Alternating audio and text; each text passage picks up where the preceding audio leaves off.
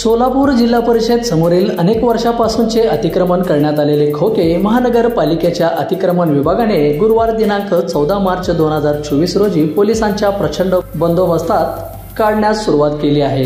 सदर बाजार पोलीस ठाण्याचे पोलीस निरीक्षक अजित लकडे यांच्यासह अतिक्रमण विभागाचे अधिकारी बनसोडे हे सकाळी 10 वाजल्यापासूनच जिल्हा परिषदेच्या समोर पोलिसांच्या मोठ्या बंदोबस्तामध्ये येऊन थांबले होते। यावेळी अतिक्रमणधारकांनी प्रचंड विरोध केला।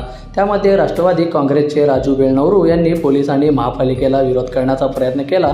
त्यानंतर काँग्रेसचे शहराध्यक्ष चेतन नरोटे हे या ठिकाणी आले। त्यांनीही पोलीस आणि महापालिकेला चर्चा केली। जिल्हा परिषदेच्या मुख्य कार्यकारी अधिकारी मनीषा आवाळे यांच्या तक्रारीवरून आम्ही अतिक्रमण काढत आहोत असे सांगण्यात आले। तेव्हा चेतन नरोटे हे सीओ मनीषा आवाळे यांना भेटण्यास गेले असता त्या कार्यालयात नव्हत्या। नंतर चेतन नरोटे हे पोलीस आयुक्तांना भेटण्यासाठी गेले। त्यानंतर पोलीस उपायुक्त विजय कबाड हे आल्यानंतर त्यांनी तात्काळ अतिक्रमण काढण्याच्या सूचना केल्या। त्यानंतर अतिक्रमण काढण्याची कारवाई जोरात सुरू झाली।